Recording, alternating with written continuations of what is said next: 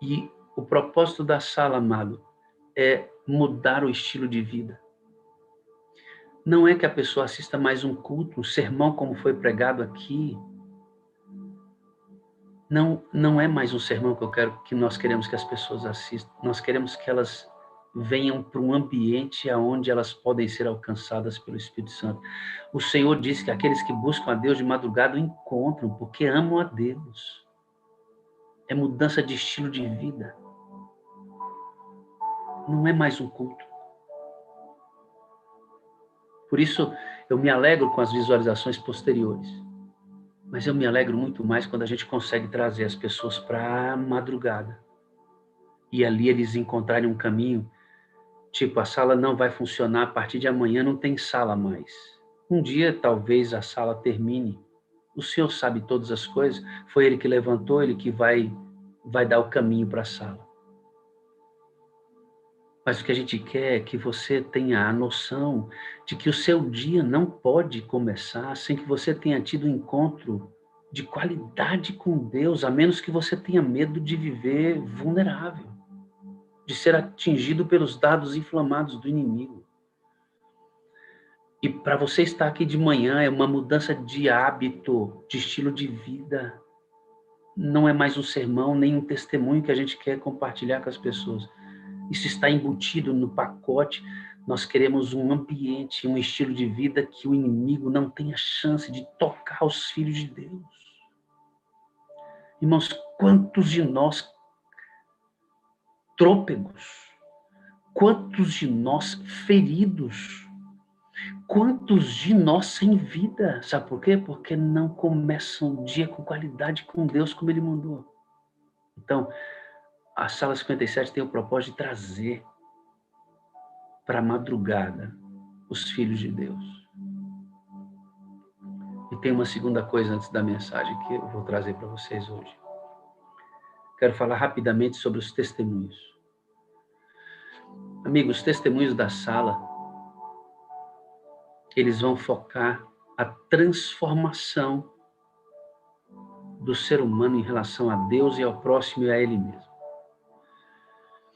Sabe os grandes milagres que Deus vai fazer na sala? A cura de um câncer, como fez lá na fazenda da Jússi, chover só lá, porque Deus queria libertar aquela família de prejuízos maiores, não é extraordinário? Lembra do ônibus que passou em cima da criança? Ela disse, não, Jesus estava aqui, ele me abraçou e passou por cima dele. E a gente pode contar o milagre da família do Luquinha, que faleceu, e eles estão, de forma tão perene, passaram e estão passando por isso. A gente tem tanta coisa para contar das grandes maravilhas que Deus tem feito nessa sala. Mas eu não quero ter a sensação de que você tenha dito no seu coração, rapaz, mas o testemunho de hoje foi extraordinário, porque não, eu quero que você preste atenção que o testemunho que a gente deseja ter e contar com frequência é quando as pessoas que não oravam começaram a orar. É quando as pessoas que não amavam passaram a amar. É quando as pessoas que não perdoavam começaram a perdoar. É quando as pessoas que não andavam a segunda milha começaram a andar. É quando as pessoas que não amavam a palavra de Deus não saem de casa sem meditar poderosamente na palavra. É quando pessoas que não falavam de Jesus para ninguém, agora não passam um dia, porque tem um grito dentro dele dizendo assim, eu preciso falar de Cristo, tem um rio dentro de mim, eu não consigo ficar calado. Os testemunhos primariamente celebrarão estas coisas. E se Deus nos der a cura de um câncer, nós vamos celebrar. Se Deus nos der o livramento como a chuva, nós vamos celebrar. Se Deus nos der a paz no descanso, nós vamos celebrar. Vamos celebrar tudo.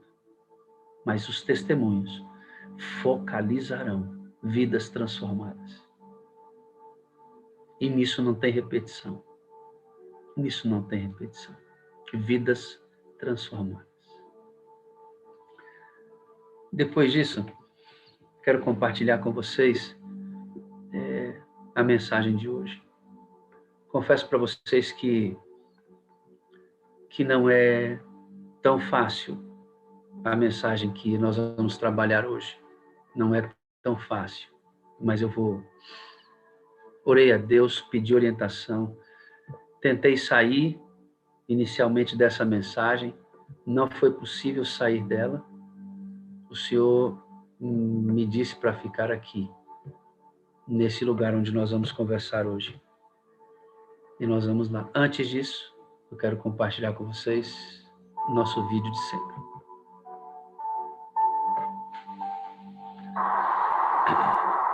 Veio sobre mim a mão do Senhor. Ele me levou pelo Espírito do Senhor e me deixou no meio de um vale.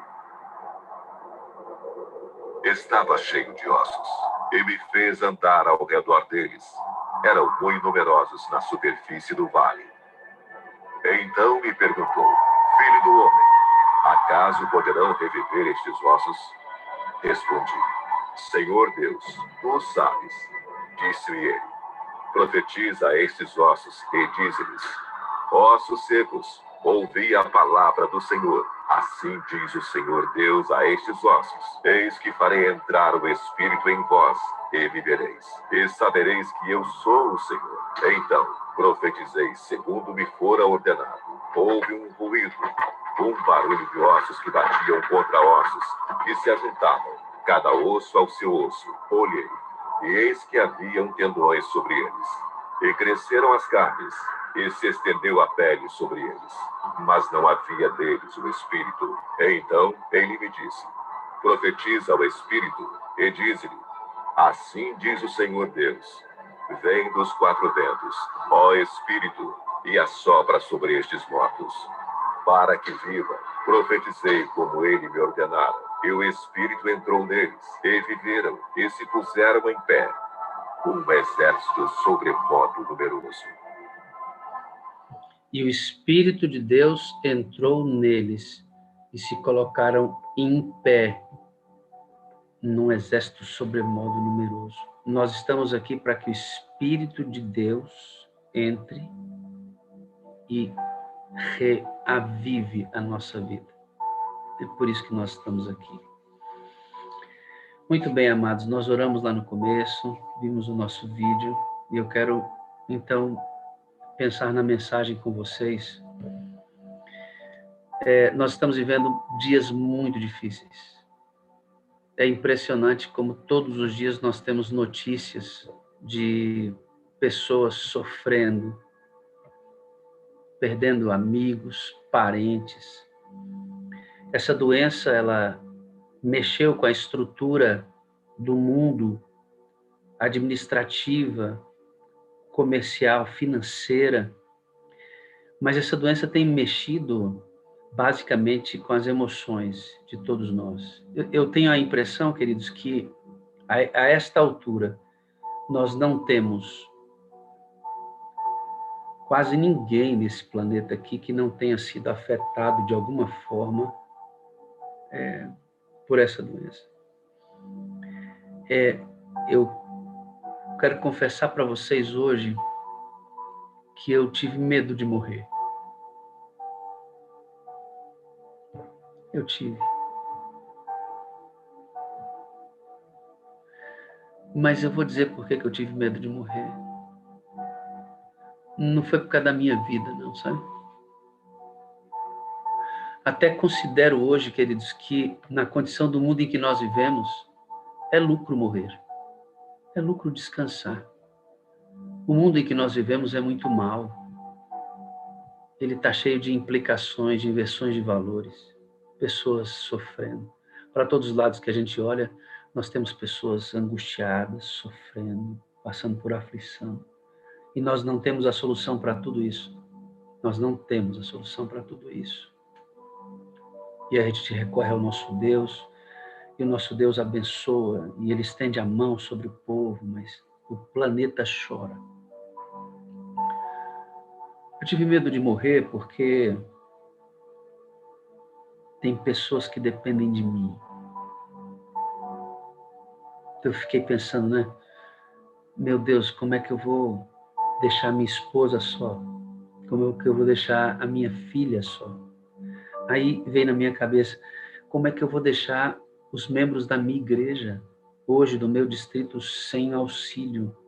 Como é que eu vou deixar os membros da Sala 57, esse movimento que é PL já? Como é que eu vou? Eu não quero. Eu quero ficar. Eu quero continuar a obra que o Senhor chamou para fazer. E aí o Senhor me deu a bênção de voltar, enquanto outros não tiveram isso. Muitos não tiveram, queridos. Eu cheguei a 50% dos pulmões afetados. Um pouco mais eu seria entubado. E ser entubado você não sabe se volta, né? Como tem muitos amigos aqui sofrendo esse momento com parentes. Mas o medo de não sobreviver estava no fato de ter a sensação de perder a possibilidade de continuar fazendo aquilo que o Senhor me chamou para fazer. E eu não queria deixar de continuar isso aqui.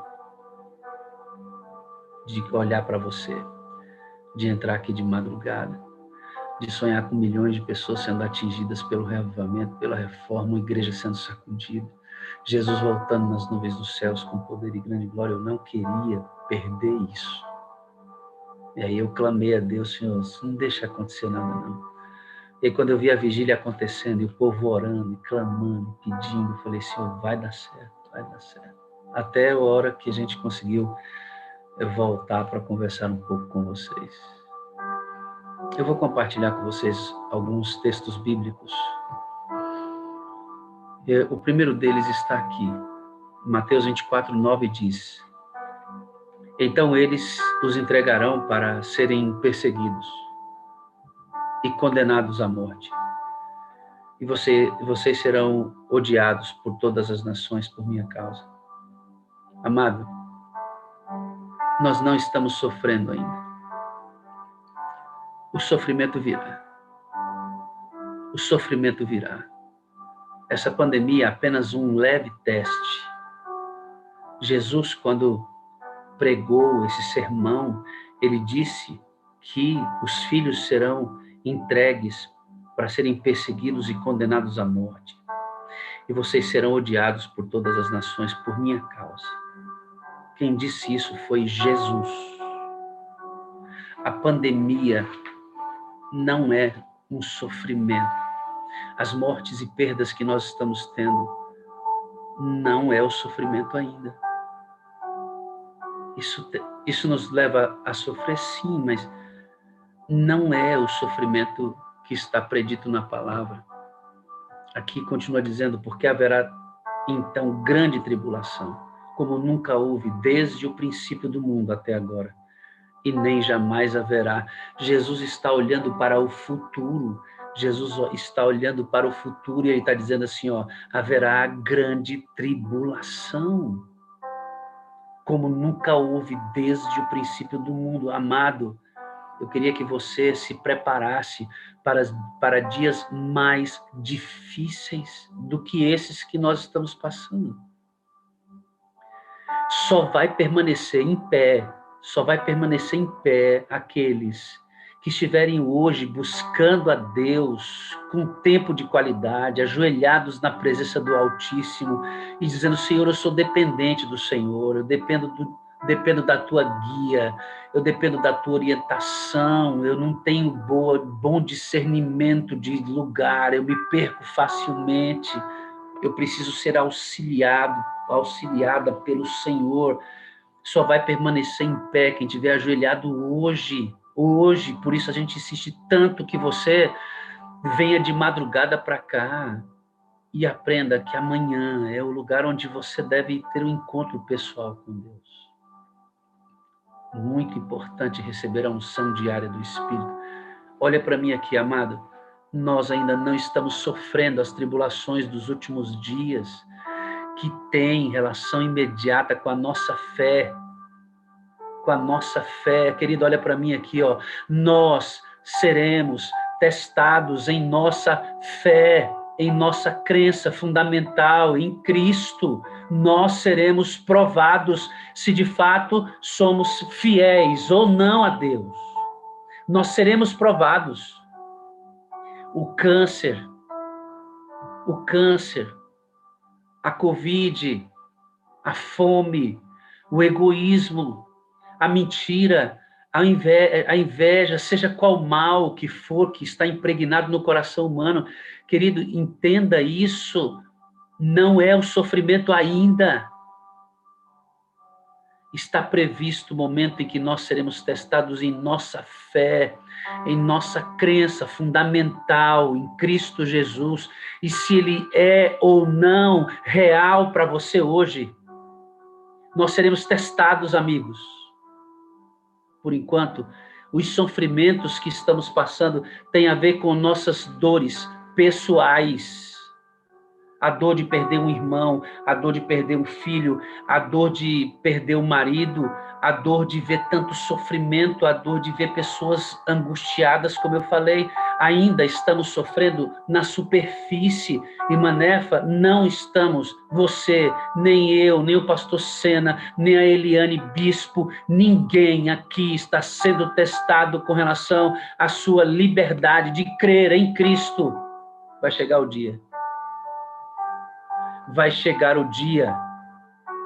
E, amigo, se os sofrimentos do mundo que nós estamos passando está derrubando você, desestabilizando a sua fé, te tirando da presença de Deus, esses sofrimentos que não questionam a sua fé, amigo, por favor, refaça seus conceitos. Reconheça a Deus. Entre de novo em um tipo de comunhão, de relacionamento que você de fato o conheça. Porque essas coisas não deveriam estar desanimando o povo de Deus e nem fazendo o povo desistir. Porque ainda não está testando a sua fé. Ainda não. A fé no Filho de Deus, ainda não. Olha o que a Bíblia diz. Diz assim, ó. Se aqueles dias não fossem abreviados, ninguém sobreviveria. Mas por causa dos eleitos, aqueles dias serão abreviados. Eu entendo esse texto com Deus olhando para tudo que Ele faz e sabendo o fim desde o começo. Eu só entendo esse texto assim, na onisciência de Deus. Mas o que me impressiona no texto é que ele diz que ele está cuidando dentro do tempo dos seus eleitos. Eu quero fazer um convite para você hoje, amado. Eu quero fazer um convite para você, minha amada, que está aqui nessa reunião. Não importa de qual igreja você seja, católico, se você é da Umbanda, se você é da igreja Assembleia de Deus, Batista, não importa. Eu quero fazer um apelo para você. Se você é pastor, se você é ancião da igreja, se você é líder, quero fazer um apelo ao seu coração. Há um símbolo do cristianismo que é a cruz. Aí está escrito assim, ó, Lucas 9:23. Dizia a todos, Cristo dizia, se alguém quer vir após mim, a si mesmo se negue, dia a dia, e tome a sua cruz e siga-me. Amado, o chamado do evangelho é ao sofrimento e à angústia. O diabo está fazendo com que o evangelho de Cristo seja colocado para a humanidade como um bom negócio no sentido da lucratividade financeira, um bom negócio no que diz respeito a ser curado das enfermidades que o mundo apresenta, que a sociedade, pelo estilo de vida, ou seja, pelo que for, estão contraindo. O mundo está oferecendo um evangelho falsificado, onde esse evangelho que está sendo apresentado às pessoas exclui o sofrimento.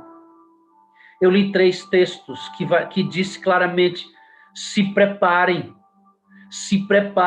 vocês serão perseguidos porque vocês creem em mim. Vocês serão perseguidos porque me amam. Vocês serão perseguidos porque obedecem os meus mandamentos. Vocês serão perseguidos porque não negociam a fé de vocês. Vocês serão perseguidos e mortos, alguns. Alguns serão mortos. Deporão a sua vida por causa de Cristo ante os tribunais do mundo, como já aconteceu na Idade Média.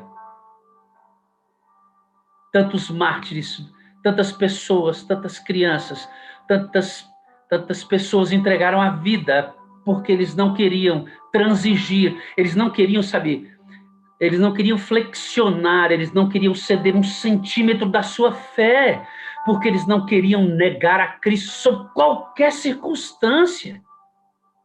Ei, queridos, Cristo disse, olhando para o futuro, que esses dias voltarão. Ou a gente aprende a sofrer, ou vamos negar a Cristo.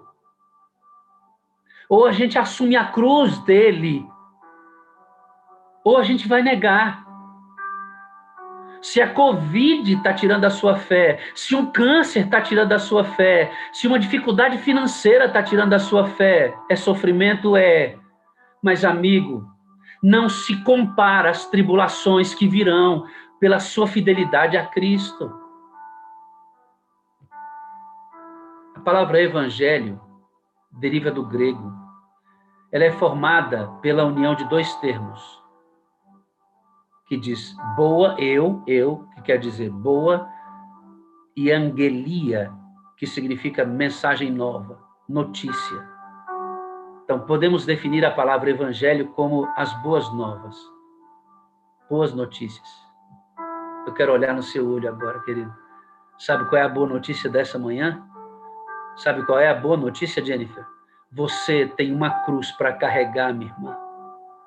Essa é a boa notícia. E se eu entendo bem, pastores que estão aqui comigo, irmã Jandira, irmão Gabriel, pastor Misael, se eu entendo bem, a cruz é o lugar de morte, de sacrifício, de dor, de aflição, de medo, de solidão. A cruz é o lugar de martírio. Pastor, quer dizer que as boas novas é que eu vou sofrer martírio? Eu estou sendo chamado à angústia e ao sofrimento? Seja bem-vindo, querido. Seja bem-vindo ao Evangelho. Seja bem-vindo aos propósitos de Cristo à sua vida. Eu quero lembrar algumas coisas para você a respeito da cruz. A cruz, ela não faz mágicas, mas ela faz milagres. A mensagem da cruz não é uma mensagem de facilidades, mas de possibilidades. A mensagem da cruz não exige o sacrifício dos tolos, mas exige a renúncia dos sábios. A mensagem da cruz não exclui o jugo e nem o fardo. Ei, olha para mim aqui, vai ser difícil manter a sexualidade no lugar certo. Tanto para você que é casado, manter-se fiel ao seu cônjuge, como você que é solteiro, manter-se virgem até o seu casamento. Vai ser difícil, sim. Vai ser difícil vestir diferente das pessoas, vai ser difícil falar diferente das pessoas, vai ser difícil andar, viver, amar, perdoar, diferente de todo mundo. E Jesus não tirará esse fardo de nós. Ele não aliviará este fardo. A mensagem da cruz é o maior símbolo de amor a Deus e ao próximo. Pode até existir cruz sem evangelho, como tem por aí, mas é impossível existir evangelho sem a cruz. Foi na cruz que Cristo transportou a raça humana das trevas para a luz. A cruz me diz que eu não posso nada, e ela me diz que eu posso tudo ao mesmo tempo. É extraordinário. A cruz é o centro do cristianismo, o símbolo dele. Jesus tomou algumas decisões na cruz, e eu gostaria de compartilhar com você. A primeira decisão, ou um pedido que ele fez, disse: eu tenho sede, em João 19, verso 28. Mostrou sua completa humanidade. Depois ele diz, João, eis aí a tua mãe. Mais uma vez, um vínculo afetivo poderoso, amor puro. Ele prometeu para o moribundo que creu nele ao lado, de que quando ele voltasse na segunda vinda a esta terra, ele ressuscitaria aquele ladrão que morreu ao seu lado, porque aquele ladrão olhou para ele e creu. Jesus olhou para mim e para você e disse, Pai, perdoa, porque eles não sabem o que fazem. Na cruz, Jesus se sentiu sozinho, porque ele disse assim, Deus meu, por que me desamparaste? Por que eu estou sozinho aqui? Jesus experimentou o peso do pecado e a separação que ele causa entre o santo e o pecador. Jesus experimentou essa ruptura. Jesus não morreu a morte comum. Jesus morreu a morte eterna na cruz.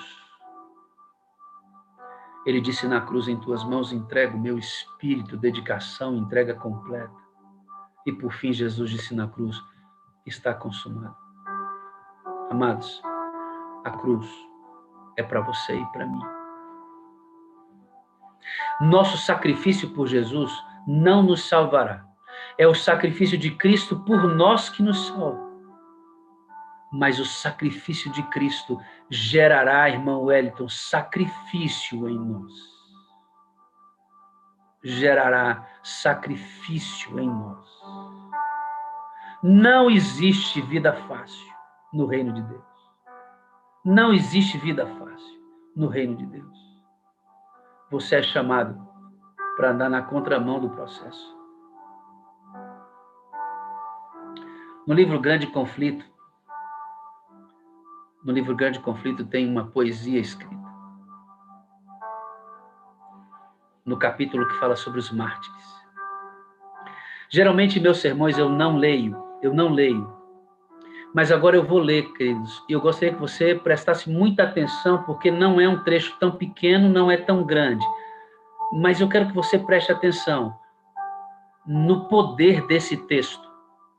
Falando dos homens e mulheres que já sofreram para não renunciar a Cristo. Sabe, o sofrimento pelo reino de Deus. Que sofrimento é esse pelo reino de Deus? Que tipo de sofrimento é esse que o senhor está falando, pastor? Que eu sou chamado a carregar? Que cruz é essa, pastor? Então, eu vou ler. Eu não costumo ler, mas eu vou ler esse texto.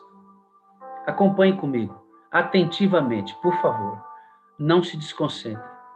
Eu quero ler com vocês. Está no livro O Grande Conflito, que fala sobre os mártires.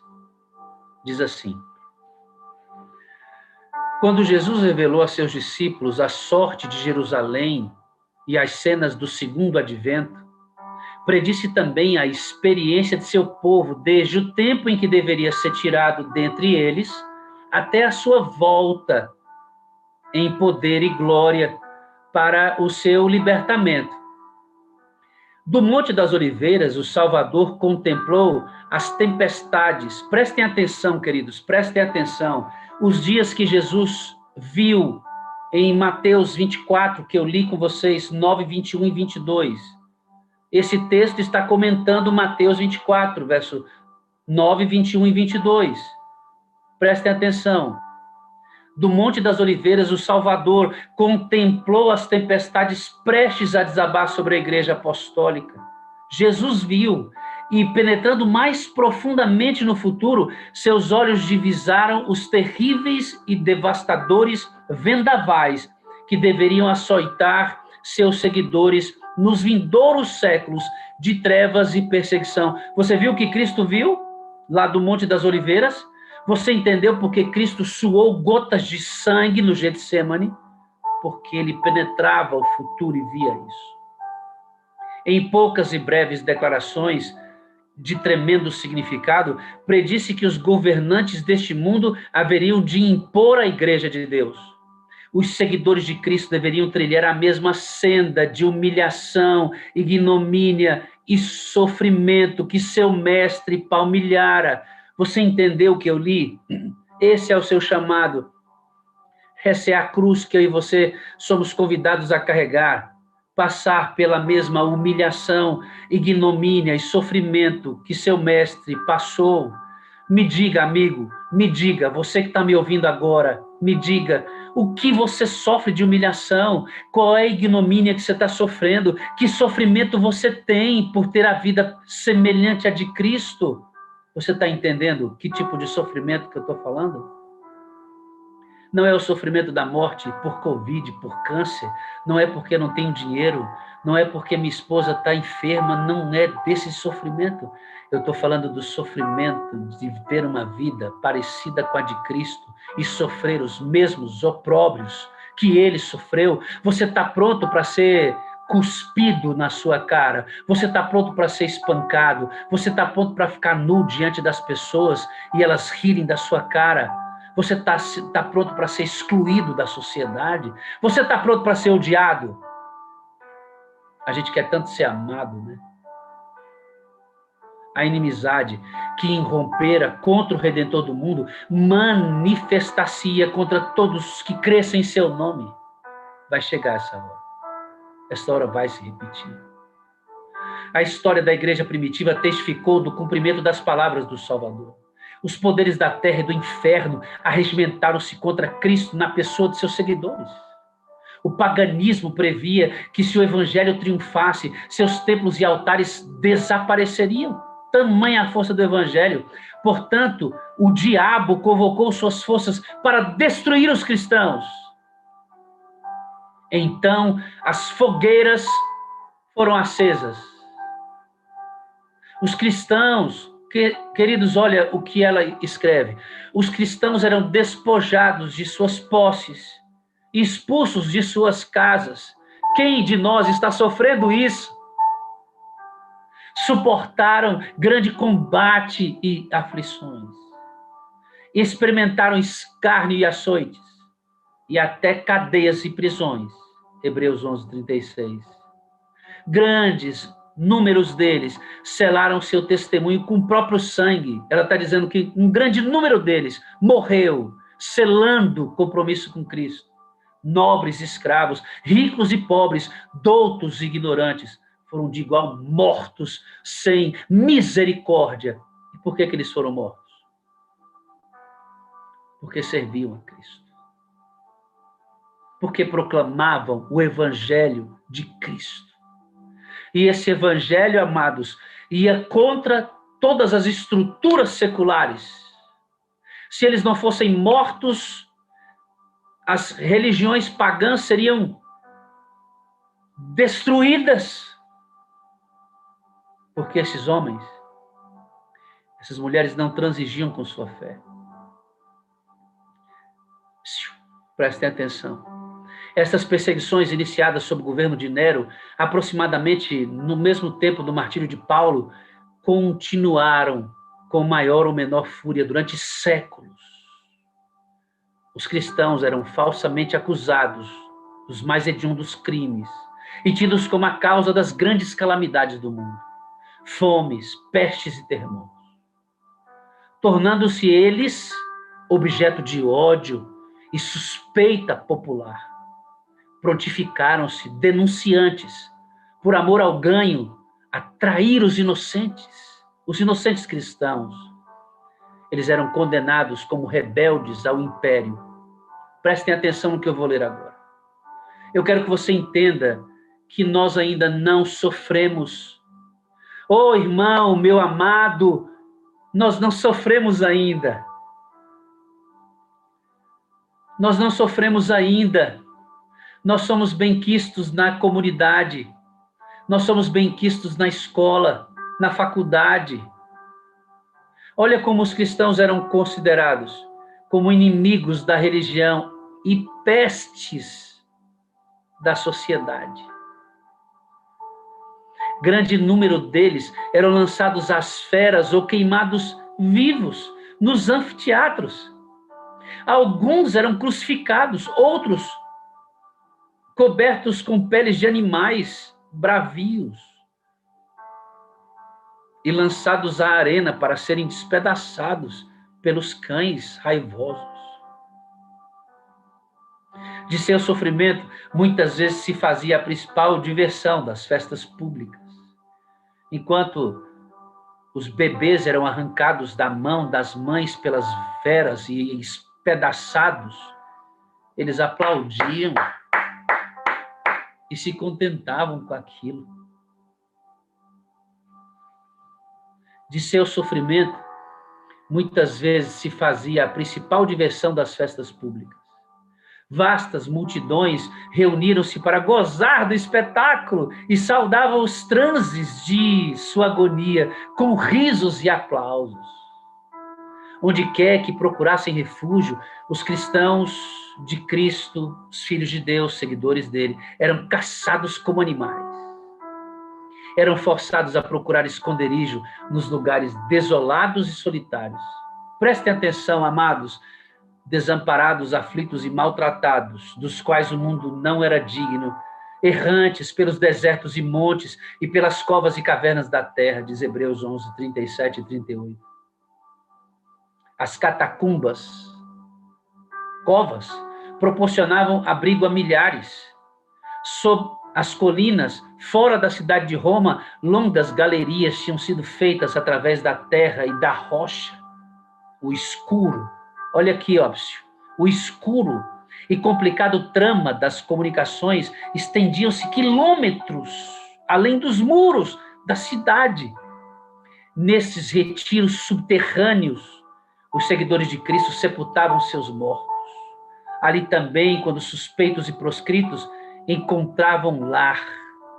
Quando o doador da vida despertar, os que pelejaram o bom combate, muitos que foram mártires por amor de Cristo, sairão desses lugares profundos onde se escondiam nas cavernas. Desculpem. Sobre a mais atroz perseguição, estas testemunhas de Jesus conservaram incontaminadas sua fé. Posto que privados de todo conforto, excluídos da luz do sol, tendo lar no seio da terra, obscuro, mas amigo, não proferiram queixa alguma. Eles não reclamavam. Esses homens e essas mulheres, eles não reclamavam. Eles não reclamavam. Porque eles amavam a Cristo, irmãos. Eles amavam a Jesus e eles não reclamavam. Escondidos debaixo da terra, morrendo embaixo da terra. Com palavras de fé, paciência e esperança, animavam-se uns aos outros a suportar as privações e angústia. Irmão, como nós somos frágeis. Como nossa fé é frágil. A perda de toda a bênção terrestre não os podia forçar a renunciar sua crença em Cristo. Provações e perseguição não eram senão passos que os levavam para mais perto de seu descanso e recompensa.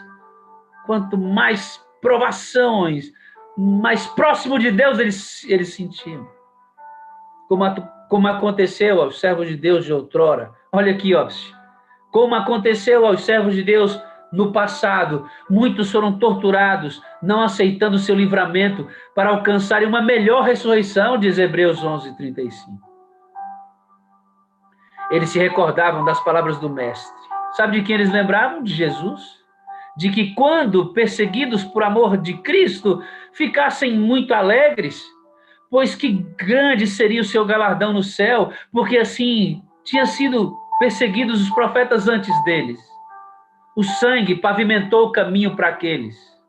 Regozijavam-se de que fossem considerados dignos de sofrer pela verdade, e cânticos de triunfo acendiam dentre as chamas crepitantes.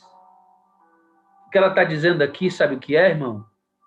É que enquanto o corpo deles era queimados, eles cantavam hinos de louvor ao nosso Deus. Sabe por quê, amados? Sabe por quê?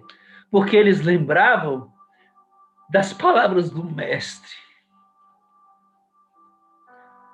Quanta gente fria na fé por causa de um vírus. Quanta gente fria na fé porque não pode ir à igreja. Quanta luta no seio da igreja para a gente organizar a igreja e pessoas se degladiando porque a porta da igreja está fechada. Meu Deus, quantos de nós subsistirá? Quantos de nós subsistirá? Pela fé, olhando para cima, viam Cristo e os anjos apoiados sobre as ameias do céu, contemplando com mais profundo interesse, com aprovação, considerando a sua firmeza. Uma voz lhes vinha do trono de Deus e dizia: "Sê fiel até a morte, e eu dar-te-ei a coroa da vida." Diz um documento de Tertuliano, no parágrafo 50, chamado Apologia, diz assim: "Nulos foram os esforços de Satanás para destruir pela violência a igreja de Cristo. O grande conflito em que os discípulos de Jesus rendiam a vida não cessava quando estes fiéis porta-estandartes tombavam em seus postos. Com a derrota, venciam. Eles venciam com a morte. Os obreiros de Deus eram mortos, mas a sua obra ia avante com firmeza. O evangelho continuava a espalhar-se e o número de seus aderentes a aumentar. Penetrou em regiões que eram inacessíveis, mesmo as águias romanas. Disse um cristão nessa apologia de Tertuliano, contendendo com os governadores pagãos que estavam impulsionando a perseguição. Esse homem disse para eles: "Podeis matar-nos, torturar-nos e condenar-nos. Vossa injustiça é prova de que somos inocentes. Tampouco vossa crueldade vos aproveitará." Não era senão um convite mais forte para se levantarem outros à mesma persuasão. Quanto mais somos ceifados por vós, tanto mais cresceremos em número. O sangue dos cristãos é semente. Terminando o texto, eu digo assim: milhares eram aprisionados e mortos, mas outros surgiam para ocupar as vagas. Os que eram martirizados por sua fé tornavam-se a aquisição de Cristo, por ele tidos na conta como vencedores. Haviam pelejado o bom combate, guardaram a fé, eles guardaram a fé. Combati o bom combate, completei a carreira, guardei a fé. Cristo os considerava, mesmo morrendo, vitoriosos, vencedores. Haviam pelejado o bom combate e deveriam receber a coroa de glória quando Cristo viesse. Os sofrimentos que suportavam levavam os cristãos para mais perto uns dos outros e do seu Redentor. Seu exemplo em vida e seu testemunho ao morrerem eram constante atestado à verdade. E onde menos se esperava, os súditos de Satanás estavam deixando o seu serviço e alistando-se sobre a bandeira de Cristo. E eu posso lembrar com você um dos maiores deles, chamado Paulo, quando se converteu ao cristianismo pela fidelidade dos cristãos.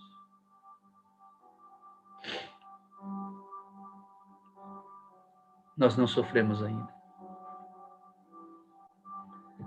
E talvez nós não estejamos preparados para o sofrimento. Na forma como nós vivemos hoje, talvez não estejamos preparados. Amados, diz 1 Pedro 4, verso 12, 13 e 14. Não se surpreendam com o fogo que surge entre vocês para prová-los, como se algo estranho estivesse acontecendo, mas alegre-se à medida que vocês são participantes do sofrimento de Cristo, para que também, quando a sua glória for revelada, vocês exultem com grande alegria. Entendem isso? Esses dois textos estão me dizendo que antes da glória eterna, eu e você somos chamados ao sofrimento, ao martírio, ao carregar a cruz, ao ser negado, ao ser odiado, só e pelo motivo de ser fiel a Cristo, pois os nossos sofrimentos leves e momentâneos estão produzindo para nós uma glória eterna que pesa mais do que todos os sofrimentos. E, queridos, a Bíblia nos chama primeiro ao sofrimento e depois à glória.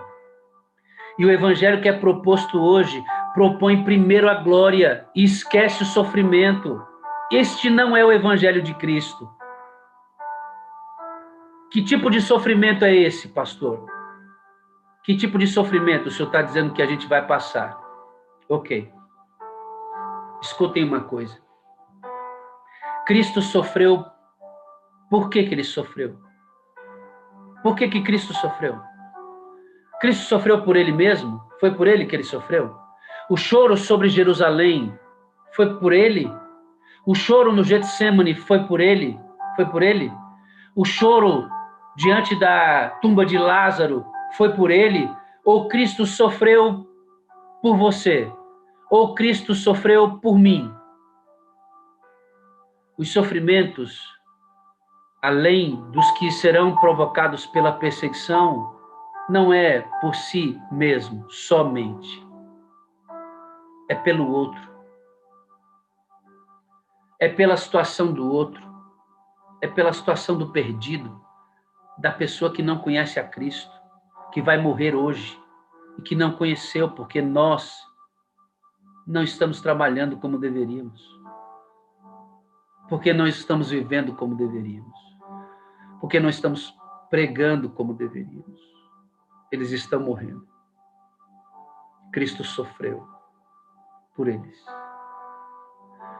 Você e eu deveremos sofrer um tipo de angústia que Cristo não sofreu, que é a angústia pelo pecado. Você deve sofrer pela sua própria situação. Quando você olha no espelho, você sofre pela sua própria situação, amado. Você sofre pela condição que você está vivendo. Sofrer, angustiar-se, chorar pela própria situação. Paulo, em Colossenses 1:24, diz assim: agora me alegro em meus sofrimentos por vocês. Vê, Paulo sofria pelos outros. É pelos outros. Cristo sofreu pelos outros. Paulo sofreu a luta com ele mesmo. Esmurro o meu corpo, maldito homem que sou. Quem me livrará do corpo dessa morte? O bem que eu quero fazer eu não consigo, o mal que eu não quero esse eu faço. Paulo sofreu por ele. Paulo sofreu pela condição do outro. Porque ele estava seguindo o modelo de Cristo.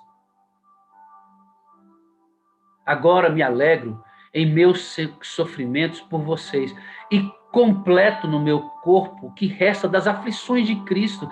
Paulo era coparticipante dos sofrimentos de Cristo em favor do seu corpo, que é a igreja.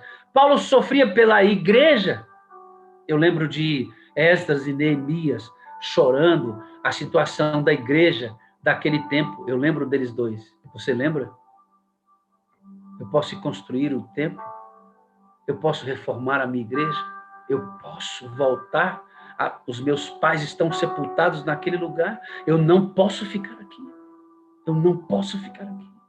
Sofrendo pela condição da igreja. Sofrendo pela condição da humanidade.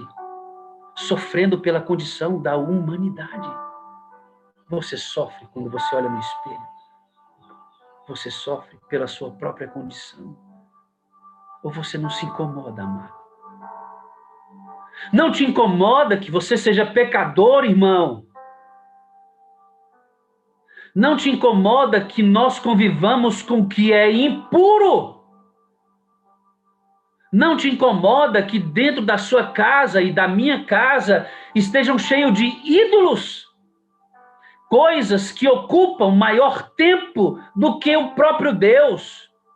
Não te incomoda, irmão, que a televisão tenha mais tempo na sua vida do que a Bíblia? Não te incomoda que você gaste mais tempo nas redes sociais a orar, clamando pelo batismo diário do Espírito Santo? Não te incomoda isso, irmão? Não te incomoda que os teus vizinhos não estejam salvos em Cristo Jesus, porque você não prega para ele? Não te incomoda, irmão? Não te incomoda isso? Temos que sofrer pela nossa situação de separação de Deus, irmãos. Nós somos egoístas. Estamos sofrendo nossas próprias dores, quando deveríamos sofrer as dores de Cristo e ser co-participante dele no sofrimento. Você entende isso?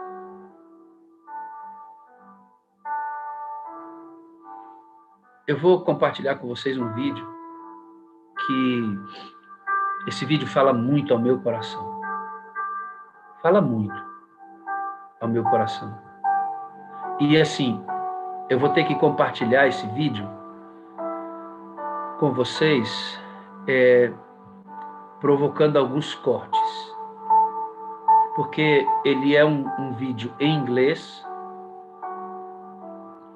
Ele é um vídeo em inglês.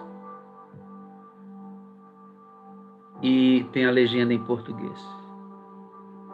Mas vai valer a pena. Vai valer a pena.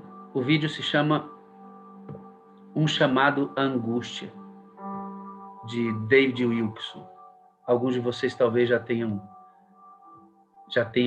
ouvido esse vídeo, ou ouvido esse texto dele, que é um texto absolutamente poderoso. Se você já conhece esse texto, eu gostaria que você, então, repetisse apenas e ouvisse comigo agora. Tá bom? Deixa eu fazer uma coisinha aqui antes, para que a gente não sofra interrupções durante o vídeo. Só um minuto. Pronto. Prestem bem atenção, queridos. Não é usual o modelo que eu vou usar, mas o texto é muito importante. Vamos lá.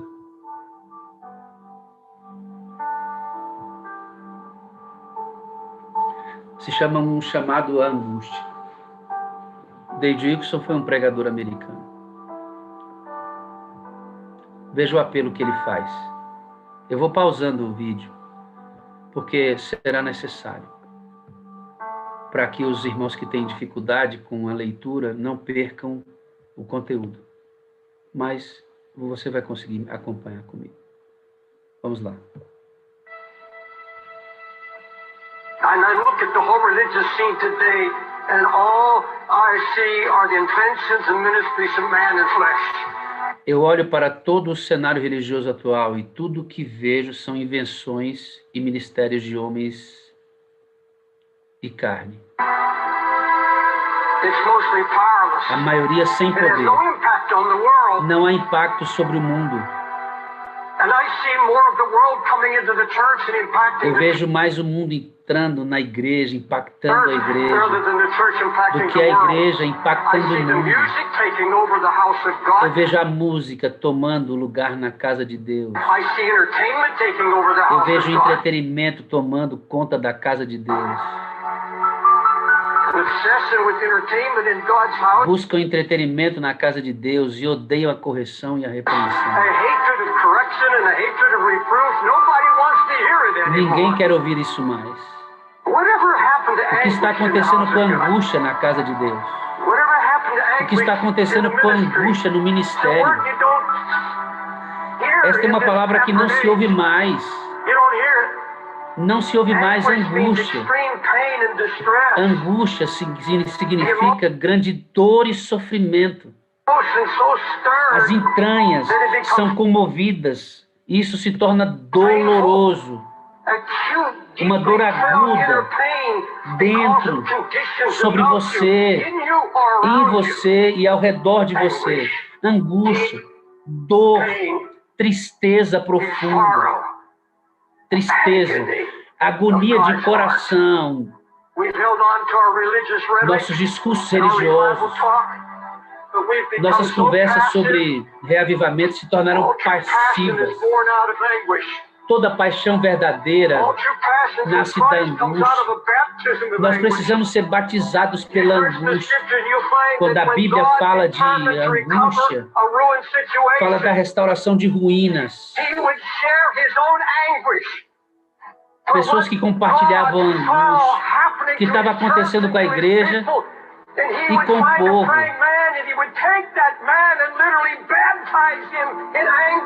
Pessoas literalmente batizadas pela angústia. Como foi Neemias, olhando para as ruínas de Jerusalém. Quem é que vai reconstruir a cidade? Ela está em ruínas. Neemias era um pregador. Ele tinha uma profissão. Foi um homem de oração. Deus encontrou um homem num lugar de oração. Não é apenas sentimento ou uma explosão momentânea. Eu chorei, lamentei, jejuei. Então Neemias começou a orar de dia e de noite.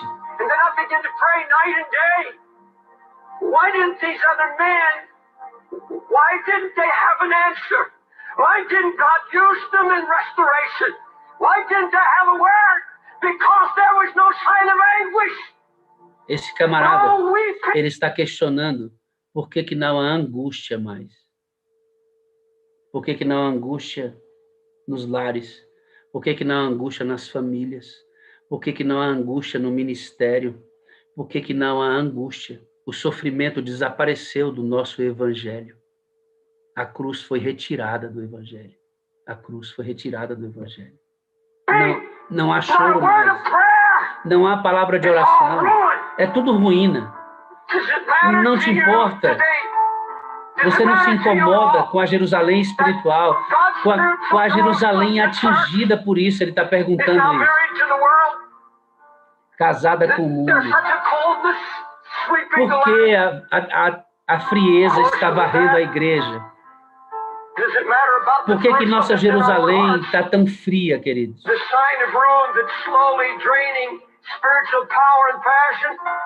A ruína vai drenando o espiritual, a mornidão, cegos, rastejando. O diabo quer matar a igreja. Você não vai lá chorar diante de Deus.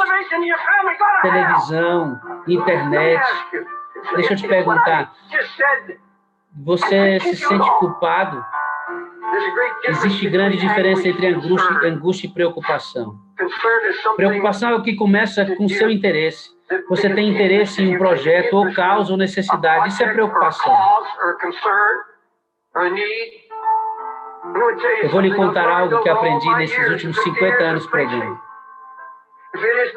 Se algo não é nascido da angústia, se não tiver nascido do Espírito, ou depois que você viu ou ouviu ruína, isso te levou de joelhos e te fez descer a um batismo de angústia, onde você começa a orar e buscar Deus. Eu sei agora, ele diz. Oh, meu Deus, eu sei isso. Ele diz, até que eu esteja em agonia, até que eu esteja angustiado sobre isso. E todos os nossos projetos, nosso ministério, tudo que nós fazemos. Onde estão os professores da escola sabatina ou dominical que choram pelos seus alunos? Eles não estão preocupados se eles estão indo para o inferno, percebe? Uma verdadeira oração começa no lugar de angústia. Percebe? Se você se dispõe à oração em angústia, você irá compartilhar com o coração. Seu coração começará a chorar e você vai clamar por Deus. O inimigo está tentando destruir o testemunho da fidelidade do Senhor. Algo precisa ser feito. Não haverá renovo, reavivamento, nem despertamento, até que todos nós estejamos dispostos a quebrar o nosso coração de novo. Povo, está ficando tarde, está ficando sério. Por favor, não me diga que você não está preocupado. Quando você passa horas em frente a uma TV, à internet, por favor, não me diga. Vamos lá, vamos levantar. Senhor, é necessário chegar ao teu altar e confessar. Confessar a nossa intransigência, nosso coração desobediente. Eu busquei felicidades, eu apenas queria ser feliz. Mas, Senhor, a verdadeira alegria vem da angústia e do sofrimento. Nada carnal te dará alegria. Não importa quanto dinheiro, casa, é algo espiritual que vai te dar alegria, amigo. É algo espiritual. É algo realizado unicamente pelo Espírito Santo quando você o obedece e aí ele assume o seu coração. Construa muros sobre a sua família. Construa muros em volta do seu coração. Seja forte, incontestável contra o inimigo. É isso que nós desejamos. É isso que nós estamos procurando.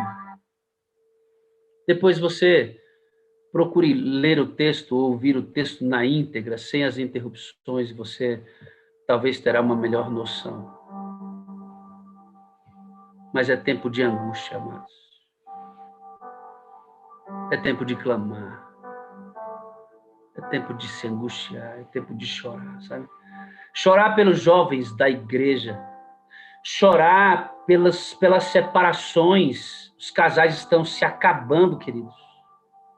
Chorar porque o nosso povo não ama a palavra, chorar porque não amamos a comunhão, chorar porque não gostamos de passar tempo com Deus, chorar porque não temos mais o prazer na oração, chorar porque nosso coração é difícil de amar pessoas, chorar porque não praticamos sacrifício.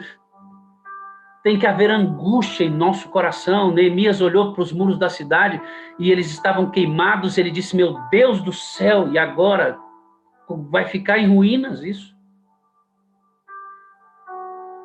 Qual foi o último dia, querido, que você se ajoelhou e chorou por você mesmo? Qual foi? Qual foi o dia que você chorou por você mesmo? Qual foi?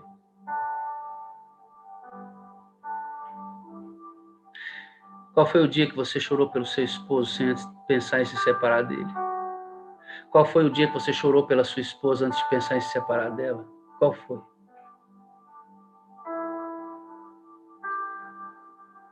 Sofrimento, angústia, pelo reino de Deus. Pelo reino de Deus. Eu quero terminar a mensagem compartilhando com vocês uma experiência. Eu quero compartilhar com vocês 3 últimos textos. E a gente vai orar. Olha que coisa mais linda isso aqui, queridos.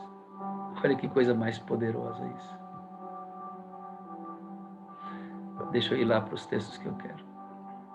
Nem olhos viram, nem ouvidos ouviram, nem jamais penetrou o coração humano o que Deus tem preparado para aqueles que o amam. Desculpa. Sofrimento? Sim, sofrimento. Angústia? Sim. Choro? Claro que sim.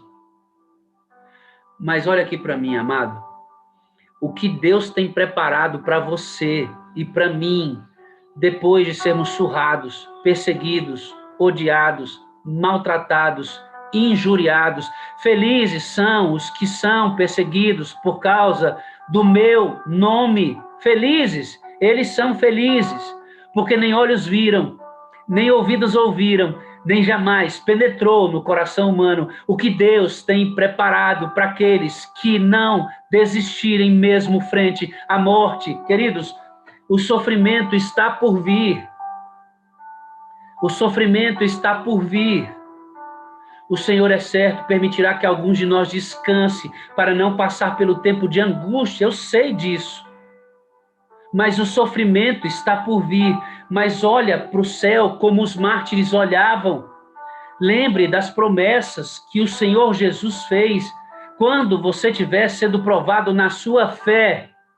Na sua fé, você não está sendo provado. Um dia vão chegar para você e vão dizer assim, ó, se você não deixar este sábado espúrio, se você não guardar o domingo, nós vamos prender sua família e vamos matar a todos vocês. Você não pode comprar aqui, você não pode vender, serão cerceados todos os nossos direitos. Nossos filhos serão arrancados de nós, famílias serão arrancadas e presas. Pessoas serão mortas como evidências de que a ira de Deus está sendo aplacada pela morte dessas pessoas que causam toda a controvérsia mundial. Será assim. O sofrimento está por vir.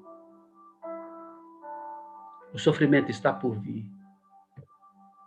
Mas olha o que diz Isaías.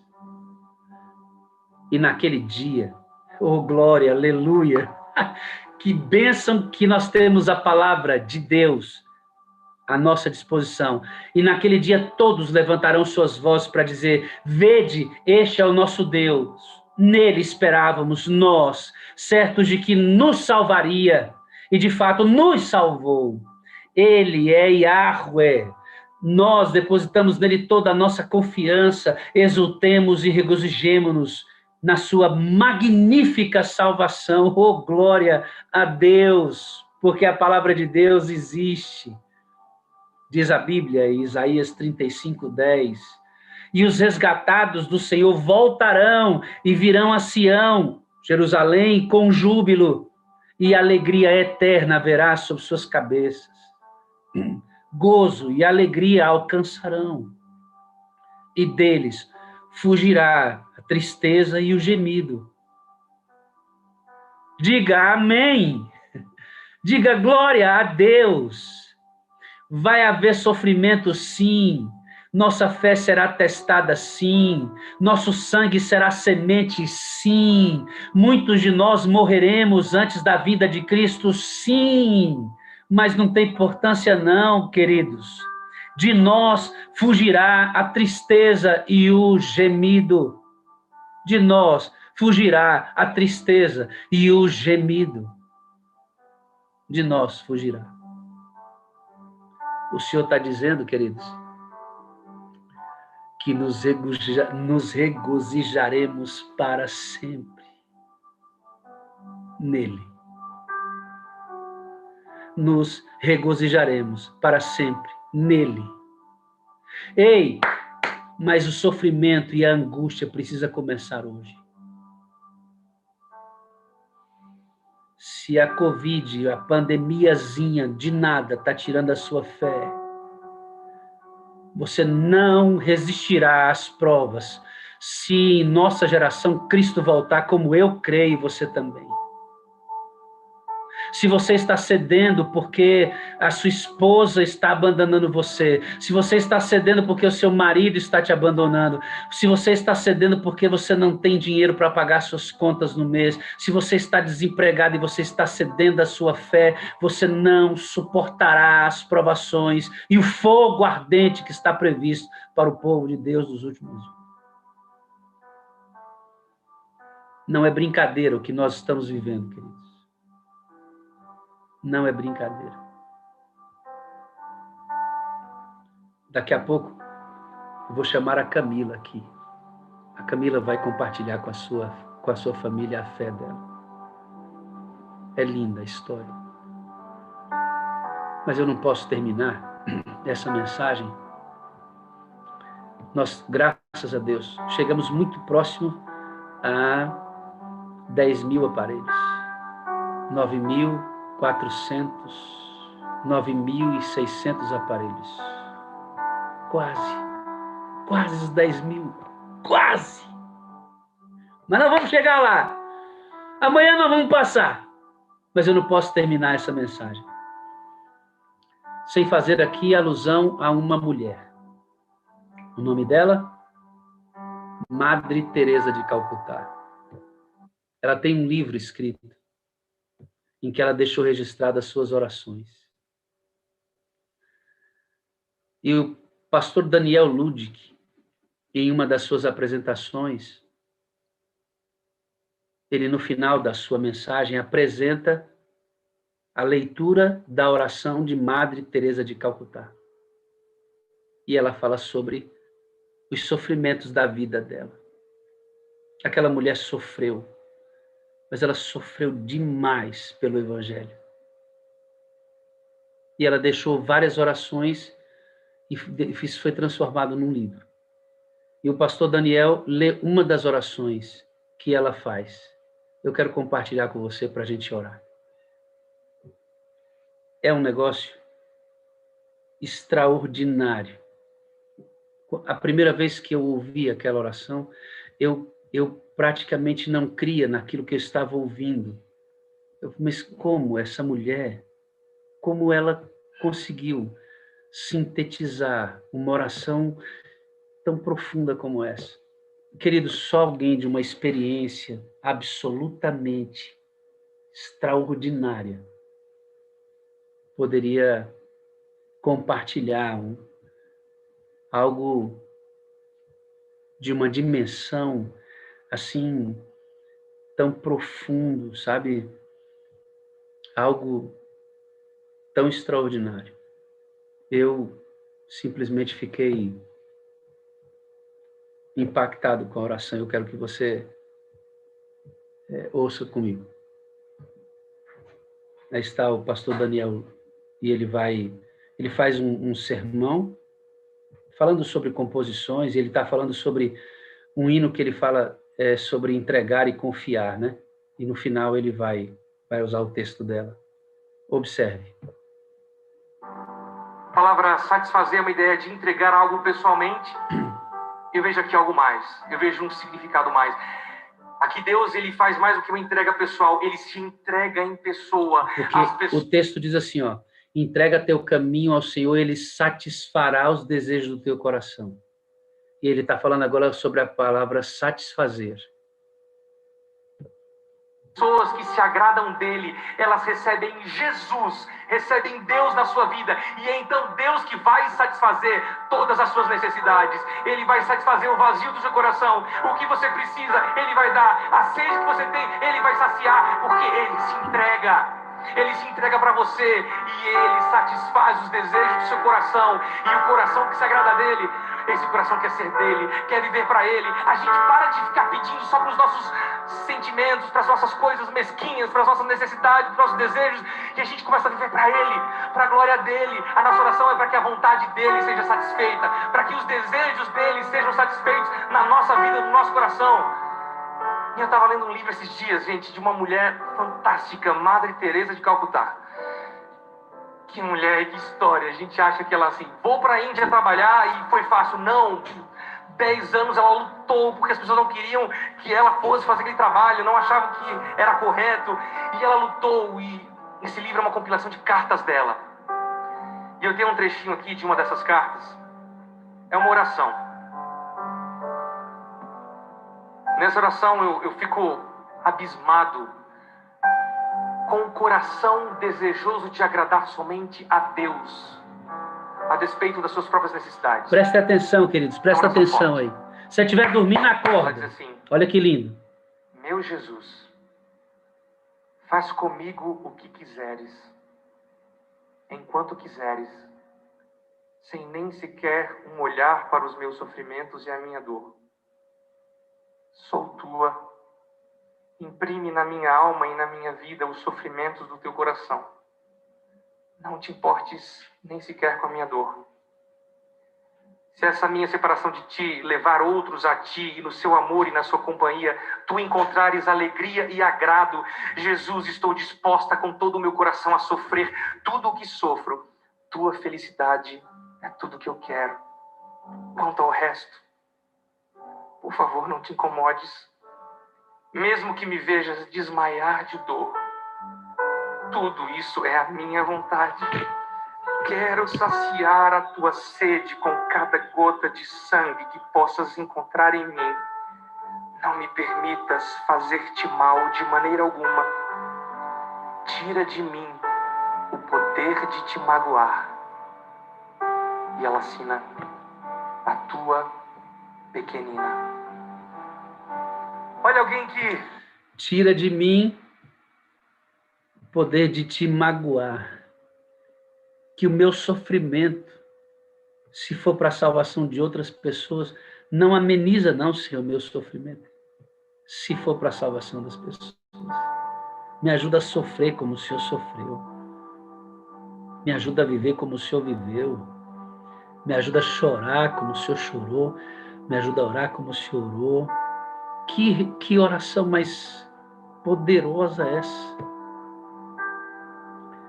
Eu queria que você orasse comigo agora. Queria que você orasse comigo, ouvindo essa música. Se você pudesse ajoelhar agora, eu vou pedir que Deus nos dê poder para sofrer, não amenizar o sofrimento da nossa vida, se for para o reino de Deus avançar, e se esse sofrimento nos ensinar.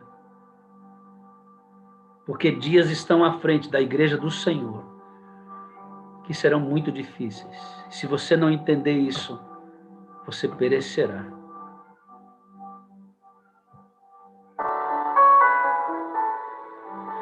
Se você pudesse ajoelhar, querido, ajoelha.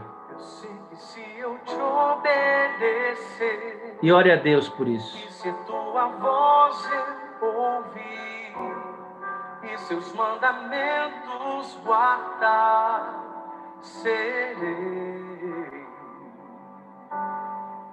Pede isso para Ele. Bendito por onde eu passar, as suas bênçãos vou receber. O teu favor vai me alcançar, eu sei. Pois eu confio nas promessas que tu tens para mim. Eu não sei o que está acontecendo aí na sua casa. Não sei o que está acontecendo com você. Mas faz um compromisso com o Senhor hoje. De ser fiel até o fim. Faz. Enche-me com teu Espírito. Derrama em mim a tua unção. Eu vou fazer tua vontade, andar na tua direção. Pede hoje aí. Pede o batismo da angústia. Sofrer por Cristo. Andar na tua direção. Ó Deus, nós vamos orar agora, Senhor. Nós vamos orar e pedir que o Senhor nos abençoe ricamente. Nos abençoa, Senhor, nesta manhã. Nos perdoa, Senhor, se estávamos reclamando de Ti. Nos perdoa se estávamos achando o jugo e o fardo muito pesado. Nos perdoa, Senhor, se não entendíamos que somos chamados à cruz e ao sofrimento, coparticipando dos sofrimentos de Cristo. Nos perdoa se não entendíamos isso. Espírito Santo, nosso amigo, a quem nós pedimos para conduzir essa reunião, por favor, Espírito Santo, abre nossa mente, nosso coração essa manhã. Cada adorador que está ajoelhado agora, cada um que está sentado na sua cama, ou à mesa da cozinha, ou dentro do carro, enche esse adorador com teu Espírito, mas enche com a angústia também, com o sofrimento do reino, que é o sofrimento pelo outro, pela situação do outro que está perdido, pela própria situação de perdição. Nos enche desse sofrimento. Não nos deixe sofrer apenas as nossas dores mesquinhas e egoístas. Nos ajuda a sentir a dor de Cristo, a dor do reino, a dor que transforma o coração. Porque nós queremos andar em tua direção, Senhor. E somente pelo poder do Espírito Santo. Nos ajuda. Nos ajuda, Senhor. Nos ajuda a entender tudo isso. Em nome de Jesus. Amém. Amém. E amém. Pois eu confio nas promessas que tu tens para mim. Eu faço um compromisso de ser fiel a ti até o fim. Enche-me com teu Espírito, derrama em mim a tua unção. Eu vou fazer tua vontade, andar na tua direção. Enche-me com teu Espírito, derrama em mim a tua unção. Eu vou fazer tua vontade, andar na tua direção.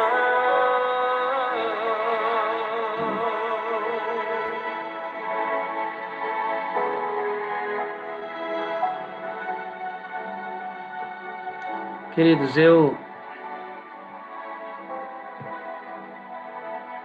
fugi dessa mensagem.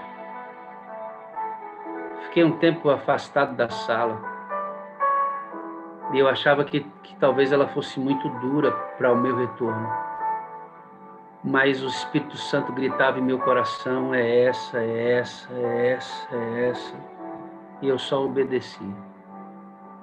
Eu não sei o que está acontecendo aí nas janelinhas, na sua casa. Eu não sei o que você pensou sobre isso. Mas o Senhor tem que nos preparar, irmãos. O Senhor tem que nos preparar. E a palavra de Deus precisa ser pregada. Nós não podemos ficar no final do caminho, da caminhada. Não podemos ficar para trás. Nós não podemos ficar para trás. Falta um pouco tempo só, irmãos. Falta um pouco de tempo só. É hora de você ser radical. É hora de ser radical. É hora de entregar tudo. É hora de entregar tudo.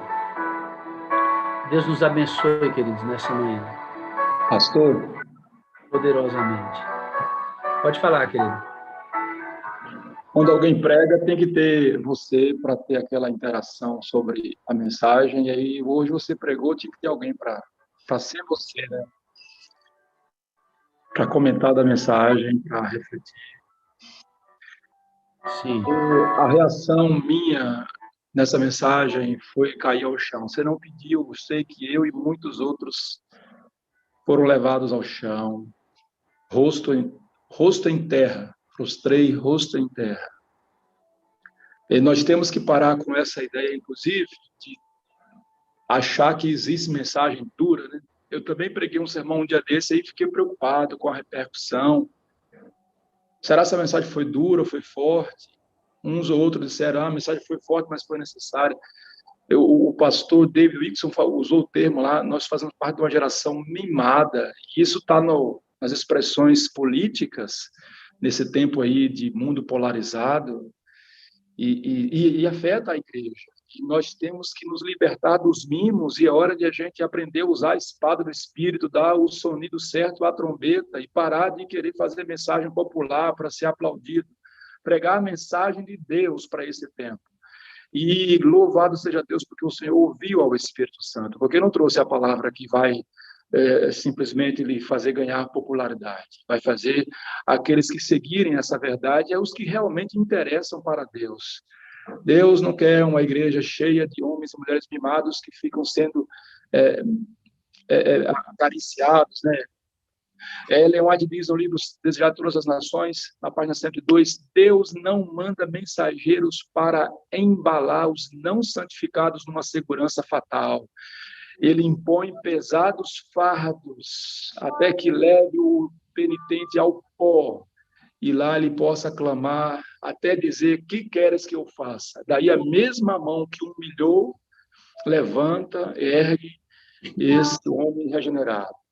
Então, meu irmão, a mensagem que temos que pregar é essa. O Senhor ouviu o Espírito Santo, louvado seja Deus, porque o Senhor ouviu o Espírito Santo. E eu estou somente aqui agradecendo muito a Deus por nos trazer uma vez mais. Eu realmente cogitei pregar essa mensagem de Lucas 9, 23. Quem sabe outro dia com outra abordagem, mas nessa semelhança aí. E o caminho é esse, é tempo de chamar o povo para a angústia, para entender que nós lutamos contra Satanás, e é hora da gente parar de cultuar nós mesmos, aprender a morrer, tomar a cruz e viver uma vida que glorifique a Deus. Louvado seja Deus por sua vida, mais uma vez, e por seu retorno com esse presente, essa mensagem necessária no dia de hoje. Eu te amo, amigo. Eu sou bem por você, te amo e preciso de você na sala e na minha vida para ser feliz. Amém. Queridos, a responsabilidade é muito grande, evidentemente, mas não dá tempo mais. Existem vidas sendo perdidas todo dia, todo dia. Eu vou permitir aqui que o Wellington fale conosco. Só um minuto, Wellington. Bom dia, meu querido. Pode falar, querido. Bom dia, queridos amigos da Sala 57. Bom falar com vocês aqui.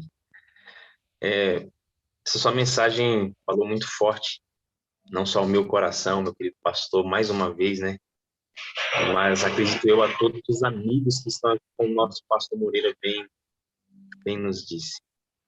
E eu estava refletindo aqui, Vaguinho e queridos amigos, sobre como você e eu podemos nos preparar para esses momentos de angústia ou para o sofrimento. Como que você se prepara para o sofrimento? E pensando nisso, uma das ferramentas que Cristo nos oferece para que possamos nos preparar para esses momentos e para o sacrifício por Ele é a oração e o jejum. Cristo, ele suportou o que suportou porque a vida dele era exatamente baseada nesses dois grandes princípios, né? Oração e jejum. Uma entrega constante à operação do Espírito Santo.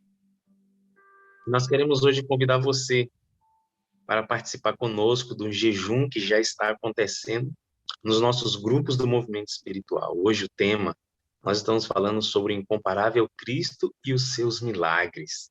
Então eu quero convidar você a participar conosco, você que ainda não está em nenhum dos grupos, eu quero colocar aqui o meu telefone para que você entre em contato comigo agora. Anota o meu telefone, 61 99263 1214, porque nós queremos colocar você, nós queremos que você participe conosco do movimento espiritual do jejum, que tem sido uma ferramenta auxiliar, juntamente com essas mensagens tão edificantes que nós temos recebido aqui a cada manhã na Sala 57. Sabe, Vaguinho, eu estava, enquanto você falava, o Espírito trabalhando aqui, moendo o meu coração, me confrontando com minhas escolhas, com o meu comportamento. E realmente eu vejo que nós precisamos caminhar nessa direção, amigo, nessa direção da renúncia, do sacrifício. A gente canta muito sobre isso, né, Wagner? Canta, fala sobre sacrifício, mas será que nós estamos realmente preparados? Eu não quero tomar muito tempo, apenas queria fazer esse convite a cada um de vocês e para que essa mensagem do pastor permaneça em nosso coração no dia de hoje. Forte abraço, que Deus continue te abençoando, Vaguinho, e abençoando cada um dos nossos irmãos da Sala 57. Wellington, põe para mim, por gentileza, querido, o seu telefone no chat para o pessoal pegar. Tá bom? Isso, eu vou colocar, é porque não estava liberado, aí agora está liberado, eu vou colocar. Eu acho que a gente poderia dar números finais para a nossa reunião de hoje. Eu converso com a Camila, já é a segunda vez, já aconteceu outras vezes. E acho que a gente deve ficar com essa impressão na cabeça. Passar o dia pensando nisso. Eu desejo muito contribuir com a sua salvação, querido. E aqui eu quero agradecer por todo o carinho e amor que vocês... Quando eu entrei aqui na sala, isso não é fácil e é muito emocionante isso, queridos.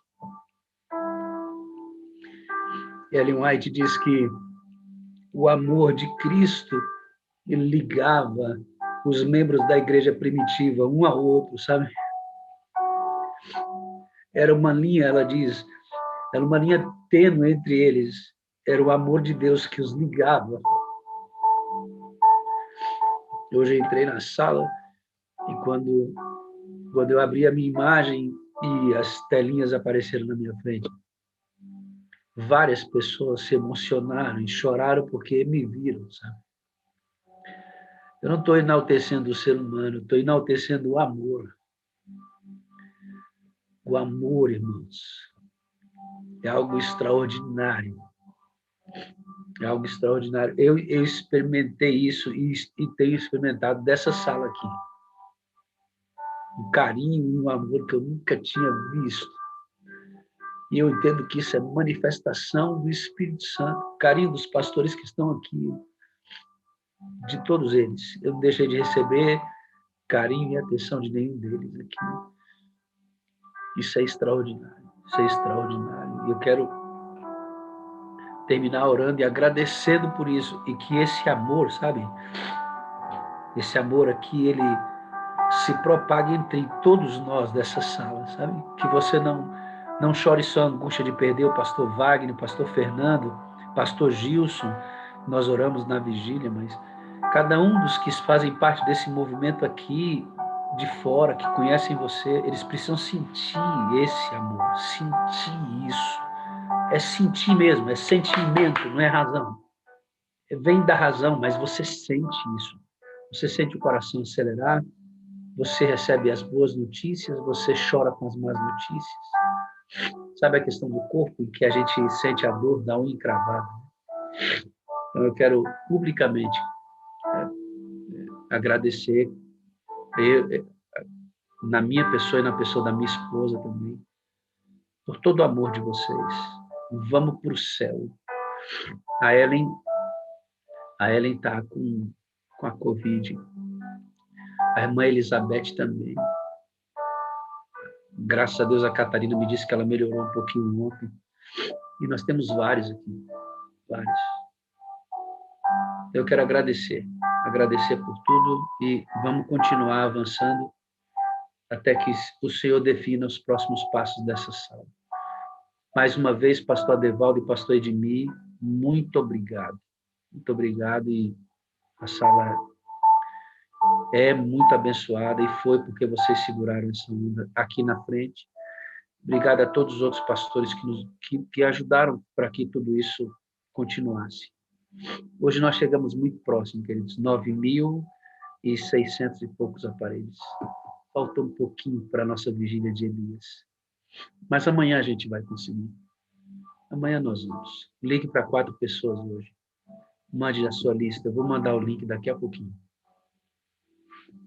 O Senhor vai ser louvado e glorificado. Bom, a gente vai fazer uma oração final. E eu vou pedir para Ellen. Ela é uma amiga minha de muitos anos. A gente conversou um pouco essa semana. O bebê está com a Covid.